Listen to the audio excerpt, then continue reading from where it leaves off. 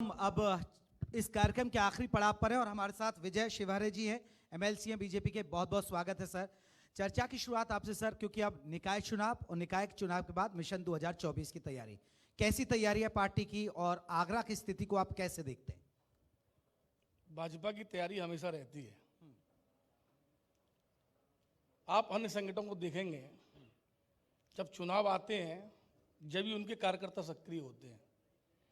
Bharatiya Janata party के निर्माण होने के बाद और आज तक एक एक कार्यकर्ता कार्य में लगा रहता है। जैसे पूर्व में आदरणीय सांसद मंत्री जी ने कहा कि मंडल का अध्यक्ष कितना कार्य करता है, तो भारतीय जनता पार्टी के कार्यकर्ता के पास कार्य बहुत है काम करने के लिए। चुनाव की दृष्टि से भारतीय जनता पार्टी कार्यकर्ता हमेशा तैयार रहता है। लेकिन 2014 के बाद जो बदलाव आया है, नेतृत्व जो इतना आया है, निश्चित तौर पर नीचे के कार्यकर्ता के अंदर भी बदलाव आया, काम करने की क्षमता। उस क्षमता के आधार पर हम कह सकते हैं कि निकाय चुनाव निश्चित तौर पर हम जीतेंगे। सर उपचुनाव, क्योंकि उपचुनाव भी अब हो चुके हैं। आपको बधाई, उपचुनाव हम जीत चुके हैं। हाँ, एक आप जीत चुके हैं, लेकिन एक फिर उपचुनाव की तैयारी हो गई है, फिर जीतेंगे। रामपुर और फिर मैनपुरी भी है। क्योंकि मैं अब मैनपुरी का सवाल इसलिए पूछ रहा हूँ क्योंकि मैनपुरी नजदीक भी है और बघेल साहब भी हैं, तो आपको लग रहा है कि मैनपुरी नेताजी की सीट रही है, वहां समाजवादी पार्टी का गढ़ माना जाता है, उसको आप भेद पाएंगे? ये भ्रम टूट चुका है आजमगढ़ और रामपुर जीतने के बाद। और मुझे लगता है कि ये भ्रम मैनपुरी भी टूटेगा और भारतीय जनता पार्टी का कार्यकर्ता वहां से लड़ेगा और जीतेगा जी। मैं विश्वास नहीं, अति विश्वास के साथ कह रहा हूं। विपक्ष कितना भी इकट्ठा हो जाए, 2019 के अंदर मायावती जी और अखिलेश जी एक हुए, क्या हुआ?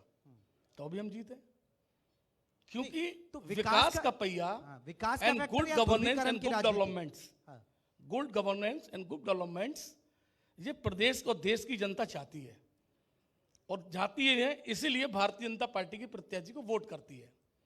और उसका श्रेय अगर किसी को जाता है तो भारतीय जनता पार्टी के देवतुल्य कार्यकर्ता को जाता है।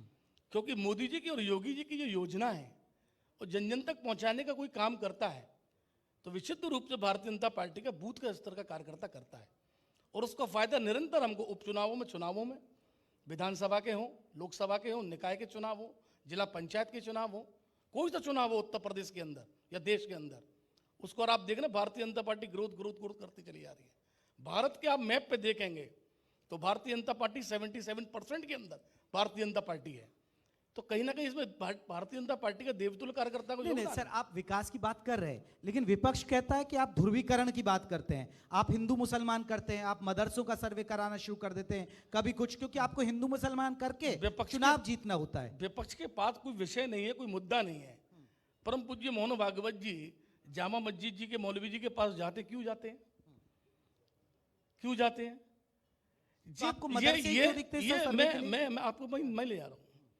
ये भारत के अंदर, हिंदुस्तान के अंदर सब समाज एकजुटता के साथ रहता है और रहता रहेगा। लेकिन अब अन्य पार्टियों को लग रहा है, विपक्ष को, कि जो वोट बैंक की हम राजनीति करते थे जो लोगों के ऊपर, उनके अंदर भी समझदारी आ गई है, तो वो भी भारतीय जनता पार्टी को वोट करने का प्रारंभ उन्होंने कर दिया है। तो उनको लग रहा है कि मोदी जी, योगी जी अब इस ओर भी जा रहे हैं, तो इसलिए उनके पास कोई विषय नहीं है। अब मुझे नहीं लगता उनके पास कोई विषय है कि भारतीय जनता पार्टी को परास्त करने के लिए कोई एजेंडा है ही नहीं उनके पास। नहीं सर, क्योंकि विषय इसलिए है कि हिंदू मुसलमान या ध्रुवीकरण का आरोप इसलिए लगता है, वो कहते हैं कि देखिए अपराधियों के खिलाफ भी चुन चुन कर एक विशेष समुदाय को टारगेट करते हैं, तो बुलडोजर चला देते हैं। आरोप तो मैं भी आप पे लगा दूंगा जी। आरोप लगाने से कोई काम नहीं होता है ना। आरोप तो हर व्यक्ति लगा देता है, उसको साबित करो ना। आप मुझे बताइए, 6 साल योगी की सरकार को हो गए, एक मंत्री पे आप आरोप तो लगा के दिखाओ। मोदी जी की सरकार को 8 साल हो गए, एक मंत्री पे आरोप लगा के दिखाओ। तो विपक्ष का काम आरोप लगाने का है, उनके पास कोई विषय नहीं है, तो आरोप तो लगा लें। मीडिया के अंदर हाईलाइट कैसे रहे, इतना तो कम से कम विपक्ष को छोड़ दो, उतना तुमको आरोप लगाना रहना चाहिए। विजय जी, क्योंकि देखिए आप विकास की बात करें तो मैं विकास पर आता हूं। आगरा के बहुत सारे मसले हैं, आप जूता इंडस्ट्री यहाँ पर काफ़ी अच्छी थी, लेकिन धीरे धीरे ठीक है एनजीटी के बहुत सारी नॉर्म्स है, लेकिन उद्योग धंधे पलायन कर रहे हैं। अगर आपका युवा है वो जाता है नौकरी के लिए दिल्ली, नोएडा या गुरुग्राम की तरफ रुख कर लेता है, यहाँ मेडिकल कॉलेजेस की इतनी बेहतर व्यवस्थाएं नहीं है, दूसरे राज्यों की तरफ जाना पड़ता है। उस स्थिति पर भी आपका फोकस है एक एमएलसी के नजरिए से कि भाई लखनऊ में भी हम बात उठाएं, सदन के अंदर ये बात रखें जी, इन मुद्दों पर आए। फिर पर्यटन नगरी है, ताजमहल के अलावा आप पर कोई बहुत ज्यादा ऐसा नहीं है। जिस तरह आप देखिए, हर नेता जो भी आ रहा है वो खुद कह रहा है, मेयर भी कहते हैं, खुद कह रहे हैं, बघेल साहब भी कह रहे हैं, खुद कह रहे हैं, मंत्री जी भी आए वो भी कह रहे हैं कि ताजमहल देखकर चला जाता है टूरिस्ट। तो उसके लिए आप लोगों ने कोई रोड मैप या सरकार के सामने कोई ऐसे प्रस्ताव रखे हैं? बहुत अच्छा विषय आपने ये मेरे सामने छेड़ दिया। मैं 12 अप्रैल 2022 को जब चुना गया, चुनने के उपरांत 3 दिन बाद महाराज जी से मिलने का मुझे अवसर मिला। मैं भारतीय जनता पार्टी विभिन्न दायित्वों पर रहा हूं, अध्यक्ष भी रहा हूं, प्रदेश का मंत्री भी हूं, मिलना जुलना रहा है। लेकिन मन में एक भाव था कि ताज टिपिम जोन के कारण हम जब विकास नहीं कर सकते तो आगरा को हम क्या दे सकते हैं। दिमाग में मन में एक बात आई है, बघेल साहब ने आपको बताया था, महाराज जी से मिला, महाराज जी ने बोला और क्या हालचाल है, सेवरेज में सब बढ़िया है। मैंने महाराज जी 2 चीज आगरा को दे दो आप, मैंने एक बैराज और एक रबर फ्रंट दे दो। और मिलने के बाद उन्होंने मुझसे कहा, लगभग 15 से 20 मिनट मुझसे बातचीत करी होगी, मेरा सौभाग्य था, उन्होंने मुझे से कार्यकर्ता को 15 से 20 मिनट दिए। मुझे अच्छा लगा उनके सकारात्मक जवाब मुझे मिला कि इस ओर हम काम कर रहे हैं। लौटने के बाद माननीय बघेल साहब से मेरी बातचीत हुई, मैंने भाई साहब इस तरीके महाराज जी से मेरी बातचीत हुई, बोला अच्छा विषय है, उठाएंगे। उनका भी प्रयास इसमें चला। जीतने के बाद 4-5 बार मिला। मेरी आदत दूसरी है, मैं महाराज जी के पास मिलता हूं तो महाराज जी के पास कोई प्रतिवेदन लेके नहीं जाता। प्रतिवेदन देने के लिए मेरे कलेक्टर बहुत है, मेरे मंत्री बहुत हैं। प्रदेश के मुखिया से मांगना तो कुछ ऐसी चीज मांगो कि शहर के लिए कोई नई चीज हो। तो मैंने महाराज जी से अनुरोध करा, अभी मिला था लेटेस्ट, अभी बोलो तुम कुछ लेके नहीं आते। मैंने महाराज जी बस ये 2 चीज दे दो इस आगरा के लिए। तो उन्होंने मुझे बीच में कहा था कि हम आपको बैराज नहीं दे पाएंगे, लेकिन रबर चेक डैम देंगे, जो मथुरा से चलकर आगरा तक आएगा वो हम आपको 100% देंगे, जिन्होंने हमको आश्वस्त किया था। एक चीज। नंबर 2, रिवर फ्रंट की बात आई है, उसमें रिवर फ्रंट की दृष्टि से भी उन्होंने कहा है कि इस ओर भी हमारा ध्यान है। और ध्यान नहीं है, उन्होंने एक टीम भी बनाई है, कहाँ रुकावट आ रही सुप्रीम कोर्ट के अंदर उसको दूर कराया जाए, जिससे कि आगरा के अंदर जो आप देखिए बेरोजगारी की बात कही है, हम आगरा में कोई इंडस्ट्रीज नहीं लगा सकते, आगरा में हम कुछ नहीं लगा सकते, हम आगरा को हम दे सकते हैं।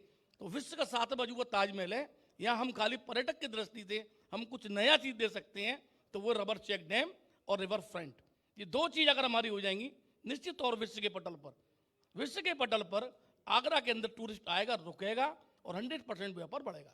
चलिए सर, अब क्योंकि प्रोग्राम खत्म करने का वक्त आ गया, आप एमएलसी हैं और हम उम्मीद करते हैं, क्योंकि आपको लोग जो लाइव देख रहे हैं, जो सुन रहे हैं, जो यहाँ बैठे हैं, आगरा की जनता को आखिरी सवाल आपसे, क्या संदेश देंगे कि एमएलसी के तौर पर कि मैं विधान परिषद के अंदर, सदन के अंदर इन मुद्दों पर काम करूंगा और अपने 5 साल रहते हुए मैं ये काम कर जाऊंगा यहाँ पर, 5 संशोधित कर दूं 6 साल। 6 साल मैं मेरा प्रयास होगा कि आगरा के अंदर अच्छा सा विकास कर्म करा सकें।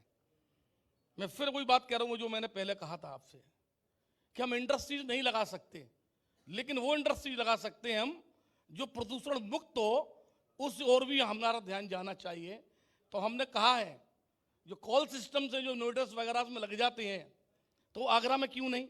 माननीय उच्च शिक्षा मंत्री माननीय योगेंद्र उपाध्याय जी ये बात कही मैंने कि आप यहाँ पे लेके आइए इसको, बोला भैया जी आपका अच्छा सुझाव है, हम ये भी लेके आएंगे यहाँ पर, हम यहाँ पर रबर फ्रंट भी लेके आएंगे, हम यहाँ पर रबर चेक डैम भी लाएंगे। और आप विश्वास करना, जब नेक्स्ट मुलाकात आपसे होगी तो आपको सकारात्मक आगरा के अंदर वातावरण काम करते हुए दिखेगा, ये मैं आपको विश्वास दिला रहा हूँ। साथ में फिरोजाबाद में माननीय मंत्री जी बैठे, एक संज्ञान में डाल दूं, मैं फिरोजाबाद अभी गया था तो वहाँ पे एक कमी थी, वहाँ वो सर्किट हाउस अच्छा नहीं था।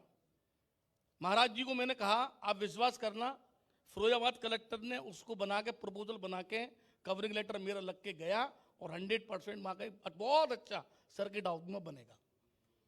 प्रयास होना चाहिए, आप सकारात्मक सोच रखो और सकारात्मक बात करो तो उसके परिणाम ही सकारात्मक होंगे। चलिए सर, बहुत बहुत शुक्रिया, आपने कम वक्त में बहुत अच्छी अच्छी बातें बताई और हम उम्मीद करते हैं कि आप इन 6 सालों में कुछ अच्छा करेंगे। आवाज जो आगरा की आवाज है वो बनकर आप लखनऊ में पहुंचाते हैं। आपके सहयोग से निश्चित तौर पर विकास करेंगे। बहुत बहुत शुक्रिया।